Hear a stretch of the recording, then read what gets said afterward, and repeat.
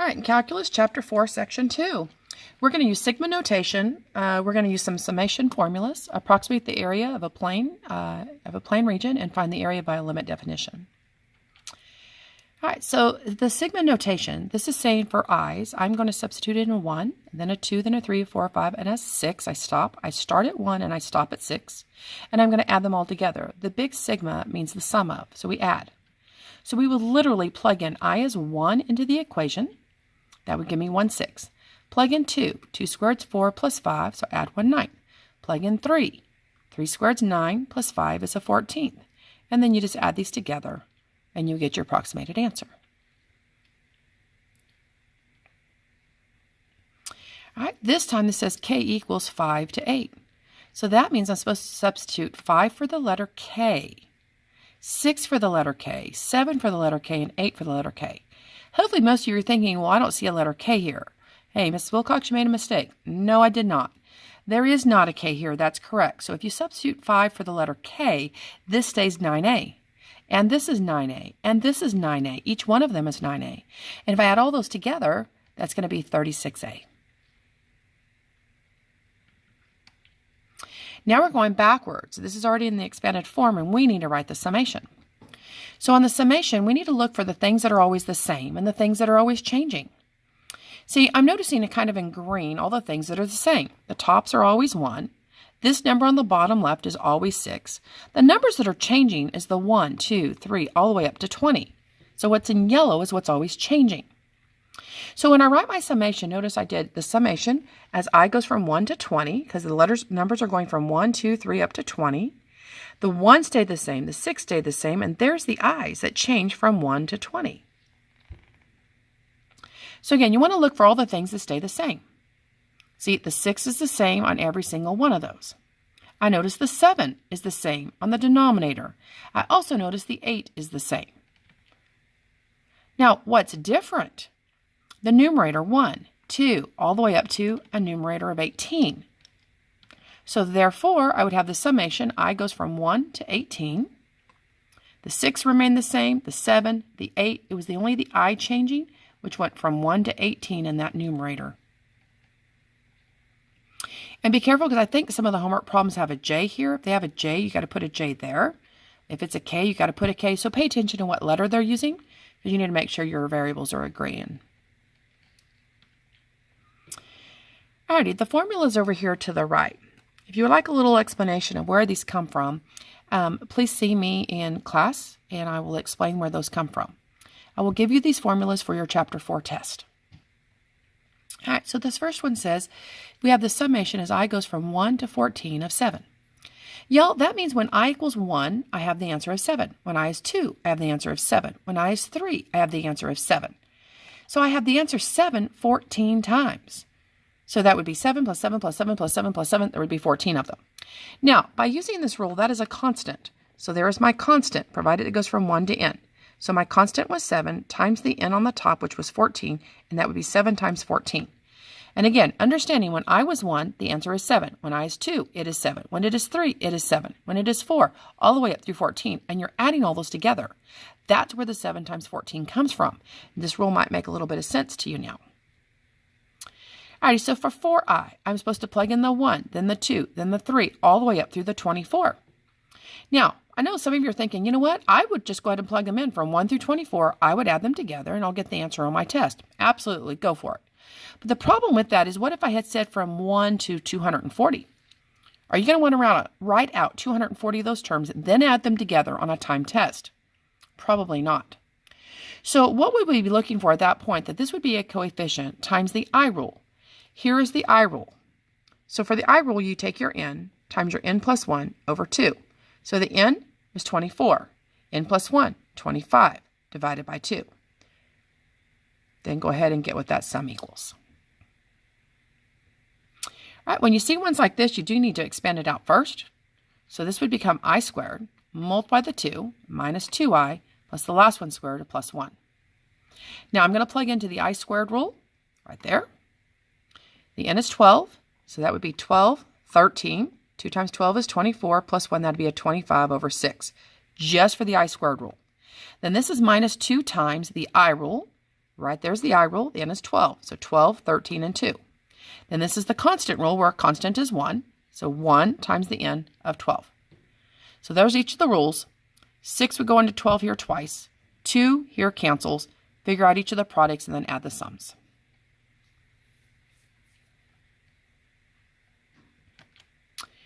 So for this problem, the first thing you'd want to do is go ahead and FOIL this out first, then distribute the I. So again, you FOIL it out, now distribute the I. I need to use the I cubed rule, plug in 15 for the n's. So I have to go over here to I cubed, plug in 15 for these n's. This is negative 2 times the I squared rule, negative 2 times this rule.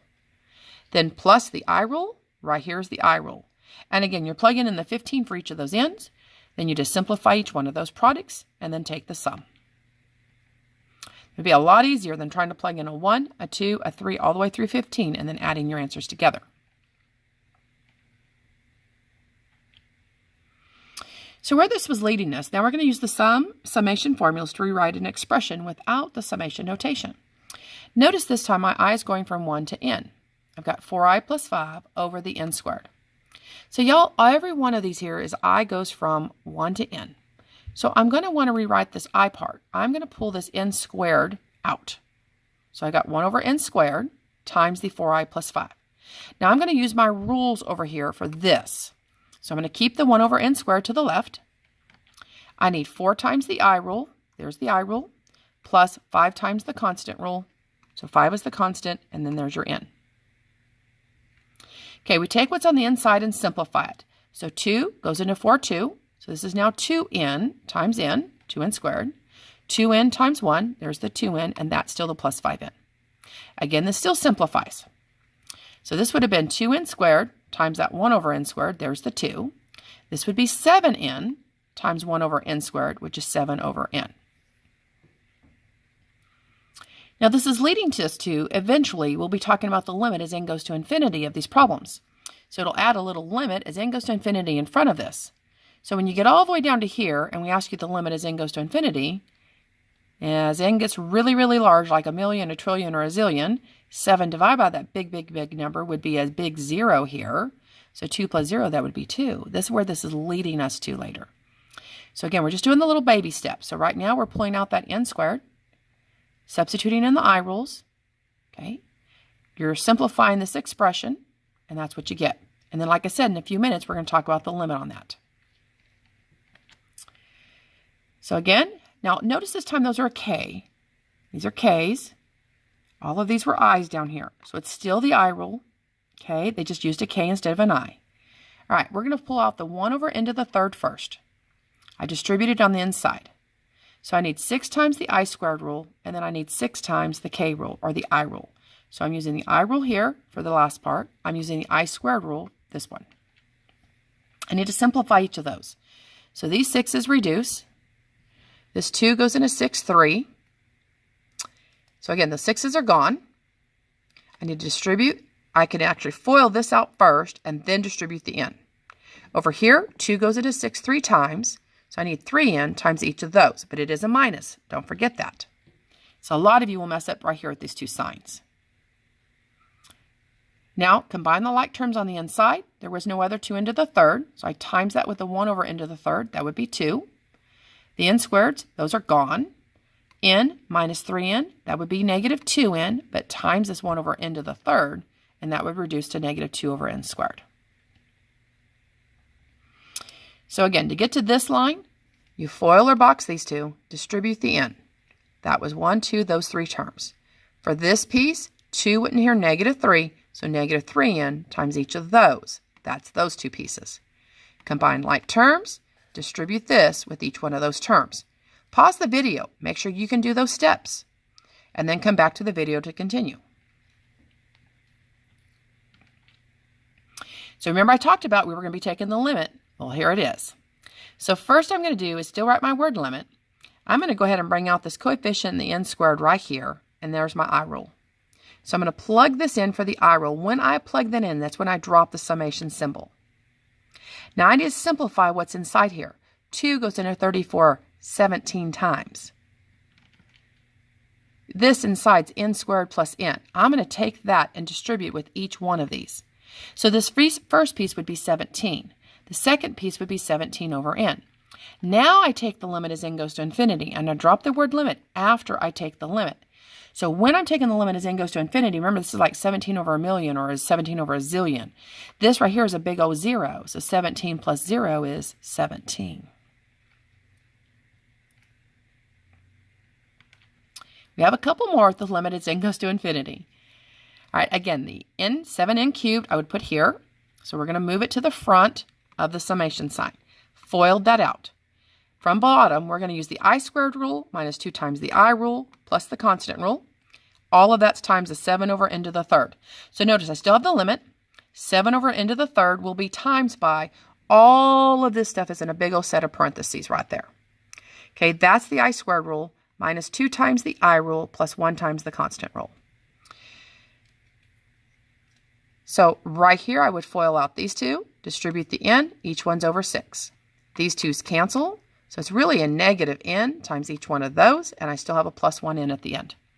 So, again, you will FOIL or box out those, distribute n, each one divided by 6. That's this term, this one, and this one. So if you need to pause the video to make sure you know how to get those 3 terms, it'd be very important to do so. So again, box those two, distribute n, divide each by 6, will give you these first 3. The 2's canceled, so that's a negative n times n plus 1. That was the next 2 terms. Then I had the plus n here at the end. Now those 2 n's canceled. Combine the rest of the like terms and distribute 7 over n to the third with each one. Now when I distribute that, I want the limit as n goes to infinity. So remember, this is like a million on the bottom, a million squared on the bottom, a million on the bottom, that's 0, that's 0, that's 0. My answer would be this 7/3 right here.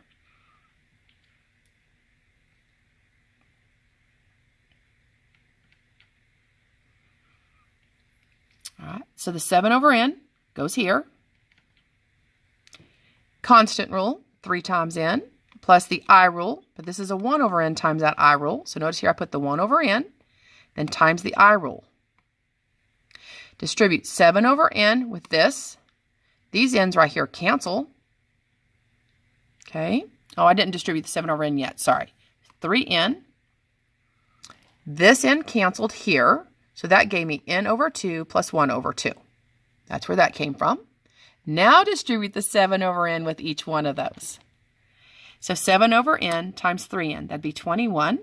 7 over n times this. The n's cancel and get 7/2. 7 over n times that. 7 over 2n. Limit as n goes to infinity. That's right there's the big O 0. That's the bobo. So 21 plus 7/2. And there's my answer of 49/2.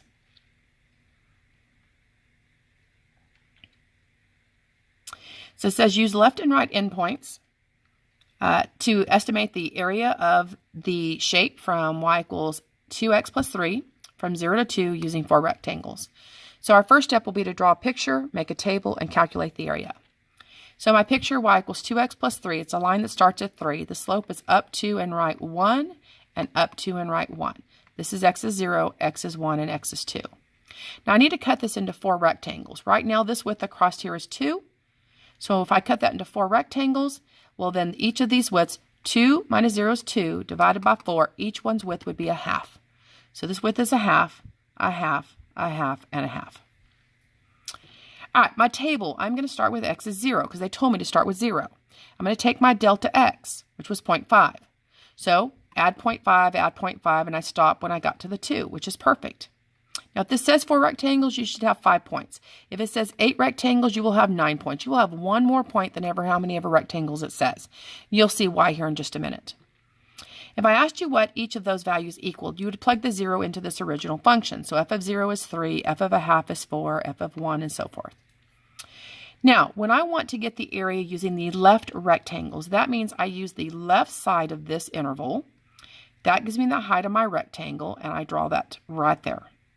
In this interval, again, I'm going to use the left side as the height, and I'm going to get this area. In this interval, I'm going to use the left side for the height. I go to the function. And again, in this interval, the left side's the height. So when I'm saying the left side is the height, that means the height of these 4 yellow rectangles happens to be the first 4 values here, 3, 4, 5, and 6. Now, each one of these rectangles has a width of 0.5. And so if I want to add up these yellow areas, that would be basically 3 times 0.5 plus 4 times 0.5, 5 times 0.5 plus 6 times 0.5. And that area would be a little bit shy of the area under the curve right there. It'd be a little bit short. Now, if we set the area for the right rectangles, that means in this region, I'm going to use the right side to determine the height of my shape. In this interval, the right side for the height of my shape. In this interval again, the right side, and then the right side. So when we ask you for the area of the rectangles for using the right rectangles, that means you're going to use the y values from 4 to 7. So again, this height here is 4, then 5, then 6, then 7, with each one with a width of 0.5. So what you'll always do is take that delta x right here. Your left endpoints will be the first point you come up with, not the last one. You add them together times by your width. Then for the area for the right, you will do the latter points, not the first one. You add those together times the width, which is your delta x, which will always be b minus a divided by how many rectangles there are. And again, that area for my green one is a little bit too big. Okay, again, if I was looking for the area under the curve from that line down here. All right, so what if I had the square root of 3x and I only went from 0 to 1 and using 4 rectangles? So there would be the graph of square root of 3x. I only went from 0 to 1, so that's a length of 1, but cut in fourths, so these would be in quarters. So my table would start with 0 and would go up by 0.25s, and I'm going to stop at 1. So we go 0, 0.25, 0.5, 0.75, and 1. Plug each of these into this y. So, I'm sorry, in for x to get the y. So the square root of 0 is 0, plug in 1/4, plug in 1/2, plug in 3/4, and 1. Now, when I want the left rectangles, that means the height is determined by the left side of each of those intervals. So remember, the left side, you use the heights for these the first ones, not the last one. Add those together times this width. And that's how you would get the estimated area under the curve. And obviously in this situation, the yellow ones are too low. So now for the green ones, I take the height from the right. The height from the right in this case is going to be a little bit too high. So I'm going to take from here to down here. I'm going to add those together, not including the 0 this time, and multiply them by 0.25 after I take that sum. And that area would be a little bit over. All right, that's the end of 4.2, and like I said, I'll be giving you these formulas, so write them down somewhere so when you're using your homework, you have them nearby. You guys have an awesome day. We'll see you tomorrow.